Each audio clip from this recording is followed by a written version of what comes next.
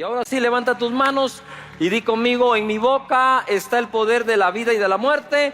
Hablaré palabras de vida y no de muerte, de salud y no de enfermedad, de riqueza no de pobreza, de bendición no de maldición, porque en mi boca hay un milagro. Dale fuerte el aplauso al Señor. Pueden tomar su lugar. Quisiera retomar donde me quedé hace una semana. Juan capítulo 16, verso 23. En aquel día no me preguntaréis nada. De cierto os digo que todo, ¿cuánto? Todo, cuanto pidiereis al Padre en mi nombre, os lo dará. Ahora, aquí viene algo importante. No hay nadie que no haya pedido en esta vida. Desde que nacemos pedimos. Lloramos para que nos den el biberón. Lloramos para que nos den atención. O sea, desde niños solo salimos y empezamos a pedir. Y no está mal pedir, entonces. Pero viene Jesús y les dice: hasta ahora nada habéis pedido en mi nombre. Ojo. Pedid y recibiréis para que vuestro gozo sea cumplido. Leo el verso el primero. De cierto te digo que todo cuanto pidieres al Padre en mi nombre, os lo dará. Como Jesús sabe lo que estaban pensando, y a propósito de lo que están pensando, ustedes hasta ahorita nada han pedido en mi nombre. Han estado pidiendo, pero no en mi nombre. Cuando nosotros pedimos en el nombre de Jesús, vamos conociendo, relacionándonos, como haciéndonos uno o parte de nosotros, el nombre de Jesús. Entonces, cuando se pide en el nombre de Jesús. Ahora, quiero dar otra base acá. Antes de venir, y estaba orando por todos y por la reunión, el Señor me dice que muchas veces hemos leído su escritura, ¿sí?, afectando la interpretación de la escritura por lo que ya de antemano creo. Cuando lo que debe pasar es que al leer la escritura afecte lo que creo. Cuando yo recibí a Jesús, estaba en la universidad y estudiaba sistemas de información. También era un programador. Y se nos enseñó a hacer todo, como decimos, by the book, como dice el manual. ¿Verdad? Porque si no lo hago como dice el manual, no pretendo que la computadora funcione. Y mucho menos si un programa o el software esté bien. Entonces también se nos enseñó, cuando un programa no corra bien, no le echen la culpa a la computadora, no la pateen, ¿verdad? Examinen el código, porque seguramente en el código tienen un error. Entonces, cuando yo vengo a Jesús, yo vengo de estar estudiando todo esto. Entonces yo tomo la Biblia y dije: este es el manual, como está escrito, así va a ser. Y una vez me le rendí a la palabra de Dios. Entonces dije: como está escrito, así va a ser. Entonces dejé que la escritura afectara lo que yo pensaba, en lugar de yo meterle mi prejuicio mental a la escritura. Una de las cosas con las que fui confrontada es con esta. La gente dice: no, es que a Dios no hay que pedirle. Y entonces, ¿por qué Jesús dice que pidamos? Entonces vengo y pienso, no es lo mismo tratar de ser espirituales, que dicho sea paso, como les he enseñado, los satánicos son espirituales, los brujos son espirituales, los curanderos son espirituales, los chamanes son espirituales, pero no escriturales. Más algunos de ellos son anti-escriturales. Nosotros debemos ser escriturales para ser correctamente espirituales. ¿Me estoy explicando? Entonces no te hagas bolas. Jesús dice que pidas, pedí. Pero dice que en su nombre. Porque le dice: mire, hasta ahora nada han pedido. Bien, hemos pedido, pero no en mi nombre. Levanta las manos y di conmigo: yo voy a orar en el nombre de Jesús. Ahí está la autoridad de tu petición. La fuerza de la petición está en tu fe, pero la autoridad está en el nombre de Jesús. Y el Señor nos enseña que nuestro Padre es un buen Padre, Primero hablamos que dentro de la herencia que Jesús nos dejó su espíritu, pero nos dice que lo pidamos. Es lo mismo cuando un padre te deja una herencia, te tenés que presentar ante abogados para ver de qué se trata y recibir la herencia que se te dejó. Dice en Mateo 7:7 la escritura: pedid y se os dará, la sabemos casi de memoria. Dice: buscad y hallaréis, llamad y se os abrirá, porque todo aquel que pide recibe, el que busca halla, y al que llama se le abrirá. ¿Qué hombre hay de vosotros que si su hijo le pide pan, le dará una piedra, o si le pide un pescado, le dará una serpiente? Pues si vosotros, siendo malos, sabéis dar buenas dádivas a vuestros hijos, ¿cuánto más vuestro Padre, a ver, todo el mundo diga Padre, que está en los cielos, dará buenas cosas a los que le pidan? ¿A los que le qué? Otra vez pidan. No hay nada de malo. Cuando uno no pide, ¿sí?, va camino a la autosuficiencia.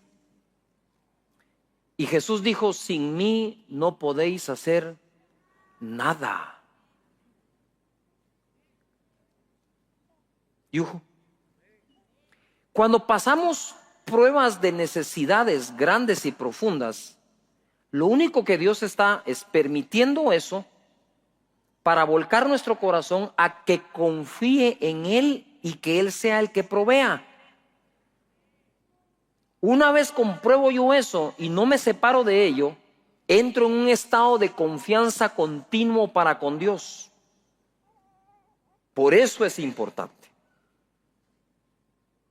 Cuando damos a Dios, no es Dios el que necesita que le dé, soy yo el que necesita dar. ¿Sí? Sigo. Entonces dice acá esto: primero el Padre le da el ADN al Hijo, les dije, el Espíritu. Pero luego de eso nace el Hijo y ahora hay que darle de todo. ADN ya no.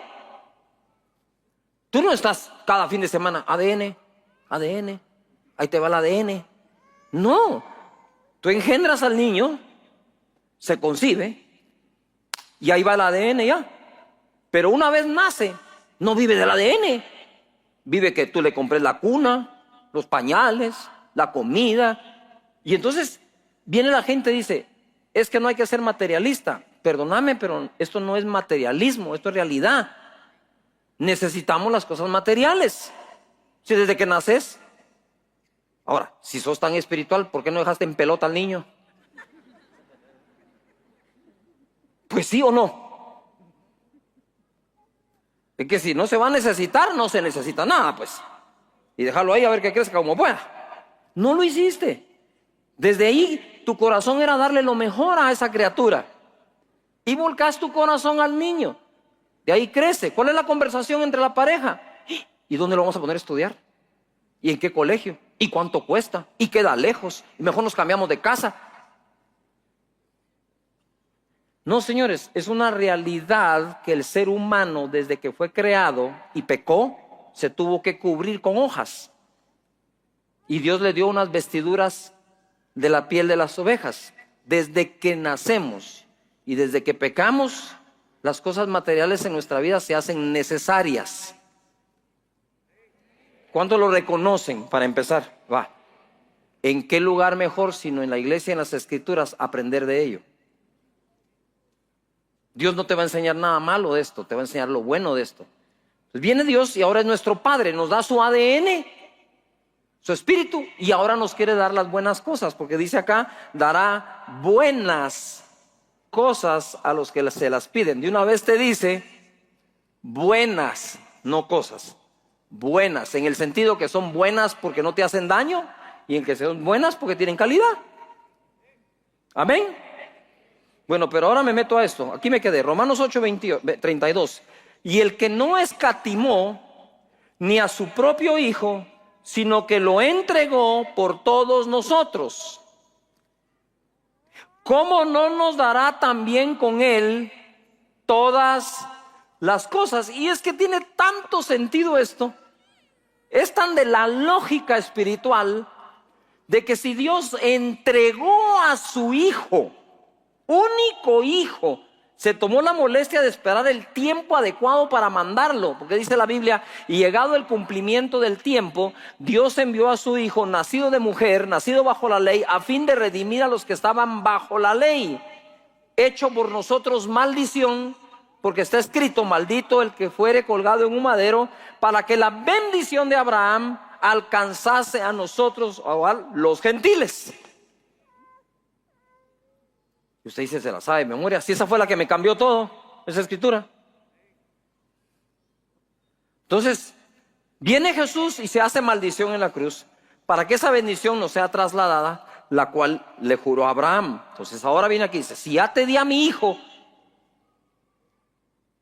¿qué más necesitas? Hay tu ropa, colegio, universidad. Lo que se necesite, porque no puede dar el hijo él y después negarte lo demás. No sería lo correcto. ¿Por qué te estoy hablando esto? Te lo estoy hablando porque es importante para todo lo que hagas en la vida, y si vamos a estar haciendo promesas, son de fe. De fe. El Padre no escatima. Ahora veamos cómo es el Hijo. Porque de tal palo, tal astilla. Mira lo que dice Juan capítulo 19, verso 33. Mas cuando llegaron a Jesús, como le vieron ya muerto, no le quebraron las piernas. Eso fue para que se cumpliera una profecía. Y sigue. Pero uno de los soldados le abrió el costado con una lanza, y al instante salió ¿qué? Sangre y agua. Para salvarnos Jesús tampoco escatimó. Mira, el Padre no escatimó que entregó a su Hijo. En el momento de Jesús ser sacrificado, tampoco escatimó. Esto que ustedes ven acá significa que Jesús se quedó sin sangre. O sea, no es que se murió y derramó sangre, derramó su sangre completa. Porque si a alguien le sacan la sangre y termina de salir sangre, lo que empieza a salir es agua. O sea, no escatimó. Para nada. La palabra escatimar significa dar o emplear la menor cantidad posible de cierta cosa. ¿Sí? Escatimar. Dar o emplear la menor cantidad posible de algo. Al escatimar algo, ojo, se lo reduce todo lo posible, minimizándolo. Cuando dice que él no escatimó, es que no consideró el precio a pagar para salvarnos, sino dio más allá de lo necesario para salvarnos. Una gota de su sangre sería suficiente para limpiarnos de pecados, pero la dio toda. Es decir, Jesús se vació por amor a nosotros. Entonces después, ¿qué es lo contrario a escatimar? Prodigar. De ahí viene el hijo pródigo que mal gastó, porque lo gastó en lo que no debía. Entonces, el Padre nuestro Padre, en el sentido correcto de la palabra pródigo, que no solo es malgastar, sino aquel que da sin medida, al no escatimar, fue como pródigo al darnos. No sé si me estoy explicando. Entonces, estoy hablando en el sentido de la palabra literal, de su significado. Lo que está haciendo Dios es esto. Ahora, Jesús, ¿se recuerdan que dice? Y sanó a todos los enfermos y a todos los que tenían dolencias y a los 10 leprosos y todo cuanto venía a él, porque no escatimó cuando dio su unción. Cuando nos da su espíritu, dice la palabra ahora, ¿se recuerdan que dice uno, yo quiero una doble porción de su espíritu? Porque se agarran de que Dios le dio la doble porción a Eliseo de lo que tenía Elías. Pero en esta época ya no es así. En esta época dice la palabra de Dios que Dios da su espíritu sin medida. ¿No me oíste? El Espíritu Dios te lo va a dar sin medida. Así que cualquier cosa puede pasar. Cualquier cosa puede pasar si lo das sin medida. Entonces, basado en eso, vemos que el Hijo imita al Padre. al dar más allá de su sangre. Y en Juan capítulo 1, verso 11, tengo otra de Jesús, que donde no escatimó. Dice, a lo suyo vino y los suyos no lo recibieron. A lo suyo vino y los suyos no lo recibieron. Jesús dijo, yo no soy enviado sino a las ovejas perdidas de Israel. O sea, Él no venía por nosotros, no olvidándote eso. Él venía por los judíos. Sin embargo, viene y dice, mas a todos los que lo recibieron, a los que creen en su nombre, les dio potestad de ser hechos hijos de Dios. Esto cambió mi manera de creer. Yo antes de esto creía que todos éramos hijos de Dios, pero al leer esto estoy viendo que es hijo de Dios el que recibe a Jesús. Entonces, soy escritural, aquí dice eso. Si recibo a Jesús, paso de criatura de Dios a hijo de Dios. ¿Yuhu?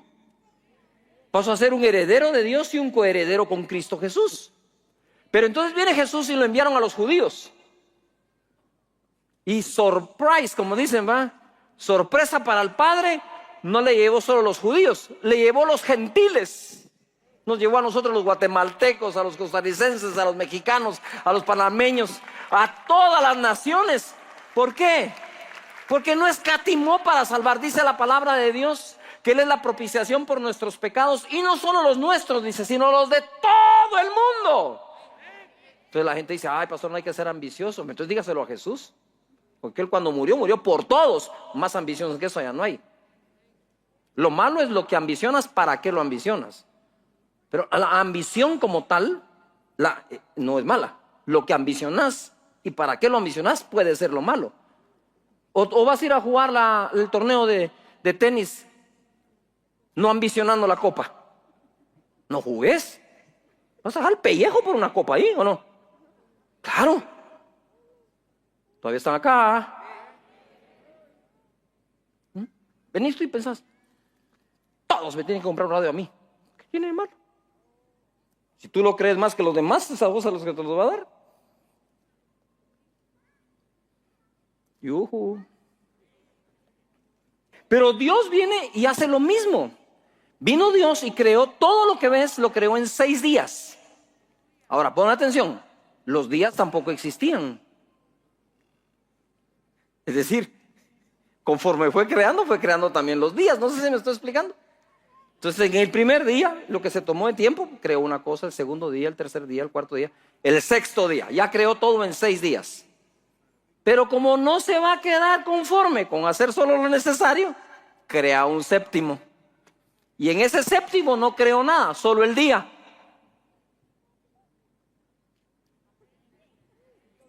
¿Para qué quieres un día más? Para descansar con mis hijos. Si dijéramos como cristianismo, para nosotros que es el primer día de semana, se convirtió en ese día. En el día en que celebramos la resurrección de nuestro Señor, ¿qué? Jesucristo. ¿Estamos acá? Va. Entonces acá, Dios hace eso y hace otro. Y en ese otro día, que para nosotros sería ¿cómo explico yo? En la ley judía es el sábado, ¿sí? Para nosotros los cristianos es el domingo, porque en aquel entonces los judíos querían judaizar de regreso a los cristianos. Y entonces cuando tú vas a ver las epístolas que escribe el apóstol Pablo, dice, el primer día de la semana cuando os reunís. Entonces los apóstoles, que eran judíos, se atrevieron a decir, no, nos vamos a reunir lunes para diferenciarnos de que ya no estamos bajo la ley, sino que estamos bajo la gracia. Eso es todo el asunto, mis hermanos. No te preocupes por eso. Bien, entonces ya vimos que el Padre no escatimó, ya vimos que el Hijo no escatimó. Ahora quiero que vayas a ver a David el rey. Cuando David quiere hacer el templo, Dios le dice, no lo harás tú, has derramado mucha sangre, lo hará tu hijo Salomón. Y en 1 Reyes 8:17 leo, y David mi padre tuvo en su corazón edificar casa al nombre de Jehová Dios de Israel. Pero Jehová dijo a David mi padre, cuanto haber tenido en tu corazón edificar casa a mi nombre, bien has hecho en tener tal deseo. El templo de Salomón nunca lo pidió Dios, el que pidió fue el de Moisés. Pero aquí todavía te voy a dar otra, poquito más profunda, no voy a entrar más a profundidad. Está el templo de Salomón, el templo de Moisés, el tabernáculo. Está el templo de Salomón, que realmente es como que fuera el de David. Entonces dice, mi hijo lo va a construir. Pero Dios en su palabra nos dice, si no estoy mal en el libro de Hechos, que en estos tiempos Él restaurará el tabernáculo de David. Entonces hay un tercero. O sea que no dejó sin tabernáculo a David. Dios es Dios, ¿verdad? Pero entonces viene el hijo y lo va a construir. Y viene David en 1 Crónicas 22:14 y dice esto: que todos queremos ser bendecidos como David, pero a ver si nos animáramos a hacer lo que hizo David. En 1 Crónicas 22:14, he aquí, yo con grandes esfuerzos, todo el mundo diga fuerte, esfuerzo, más fuerte, di esfuerzo, he preparado para la casa de Jehová 100,000 talentos de oro y 1,000,000 de talentos de plata y bronce y hierro sin medida, porque es mucho. Asimismo he preparado madera y piedra. No escatimó. Esto es no escatimar. Y luego le dice a Salomón, a lo cual tú añadirás. O sea, lo que está diciendo es, yo quiero ser de los que van a financiar el templo. Después vinieron todos los príncipes y todo el pueblo de Israel a hacerlo. Pero a Salomón le dijo, y tú añadirás. Y luego dice, porque la casa, el templo, el palacio, dice otra versión, no es para los hombres, es para Dios. Y ese concepto que David tenía, que para Dios es lo mejor, es el que tiene su servidor. Y en esta casa tenemos ese concepto. Para Dios, lo mejor. Y mi conciencia estará tranquila para pedirle a Dios, para mí, lo mejor. Si a Dios soy capaz de darle lo mejor, también soy capaz de pedir de parte de Dios lo mejor. Lo mejor que cada quien. Pero mira a David. Queremos cantar sus coros. Queremos que nos llamen salmistas. Pero a veces no queremos ser lo generoso que fue David. Sigo. Abraham. Otro hombre que lo demuestra, que no escatimó.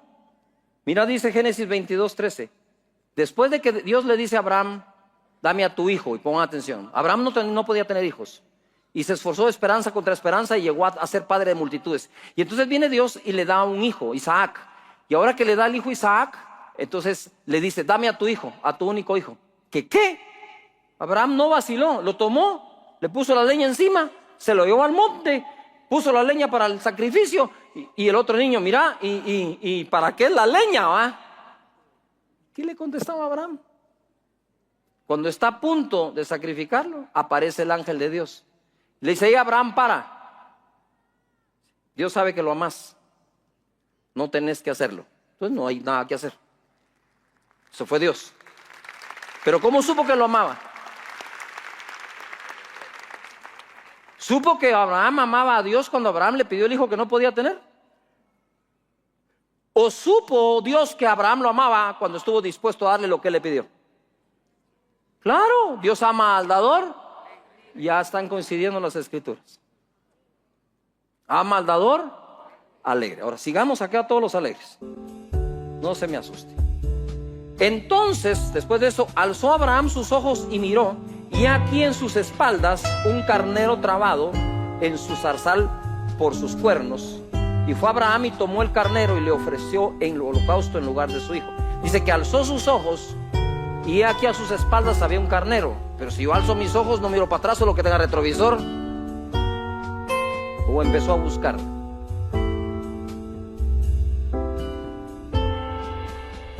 Empezó a buscar. ¿Quién te dejó parqueado aquí, mi vida lindo? Como dicen ahora, mi gordo.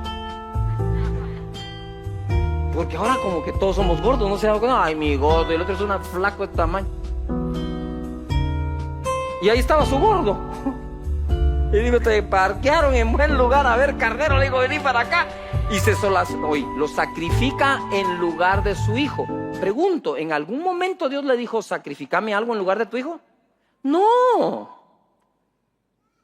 Por eso cuando tú decís, no, damos voluntariamente, claro que damos voluntariamente, y es la prueba más grande que hay, porque comprueban cuál es nuestra voluntad.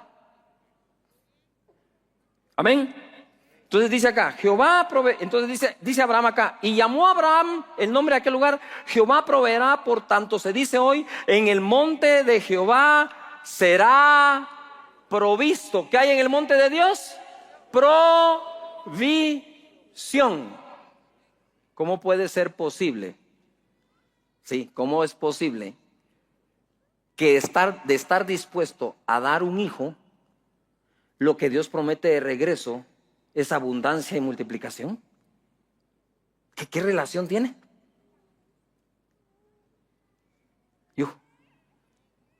Mira lo que dice acá.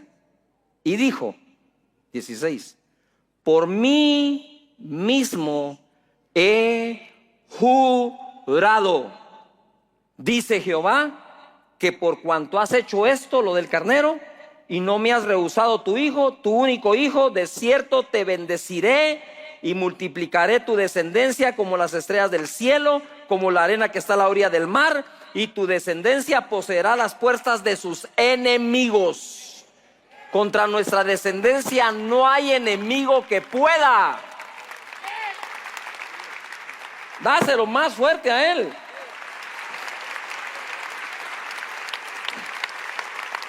Y entonces ahora eso fue en Génesis. Miles de años después, miles, se escribe en Hebreos.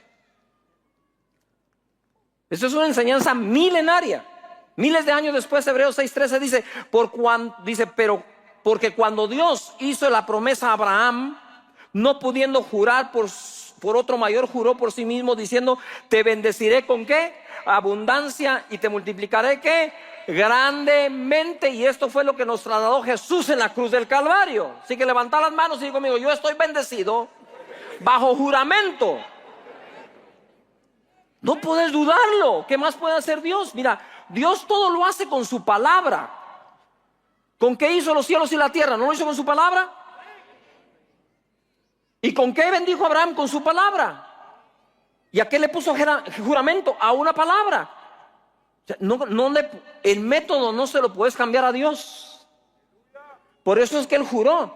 ¿Por qué juró? Porque lo que para él vale es su palabra. En otras palabras, él dice, que te baste mi palabra. Punto. Ya te lo dije, yo lo voy a cumplir.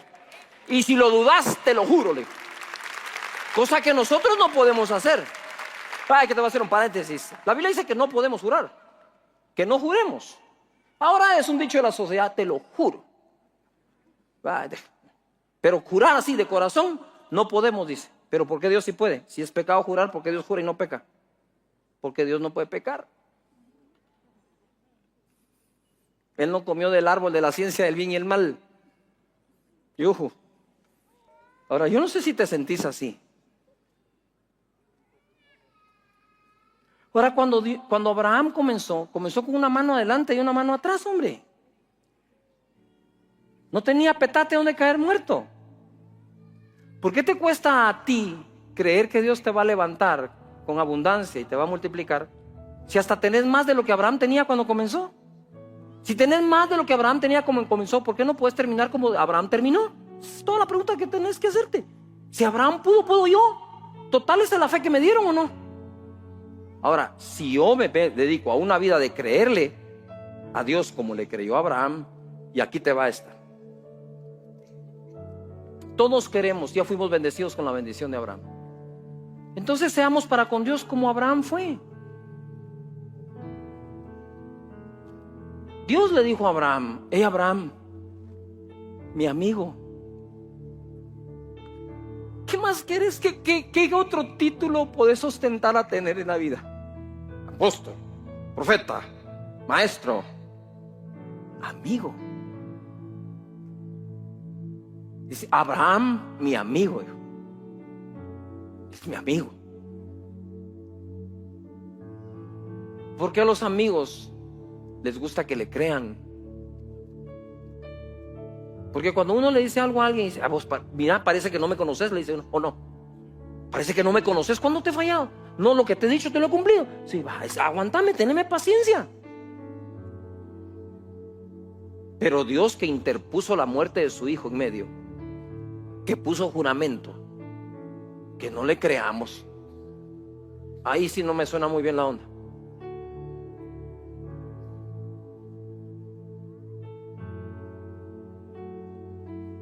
Podés buscar ser bendecido sin Dios, ahí miras cómo te la arreglas.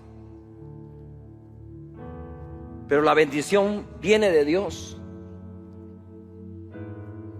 No importa cuánto te maldigan, rebota. El diablo te quiere tocar, tiene que meter la mano en la sangre de Cristo, porque te bañó con la sangre. Tendría que meter la mano ahí, no se atreve. Jamás se atreve.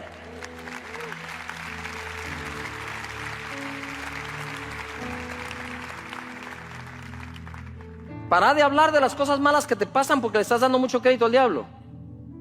Habla de las cosas que Dios te prometió y dale crédito al Dios que las prometió.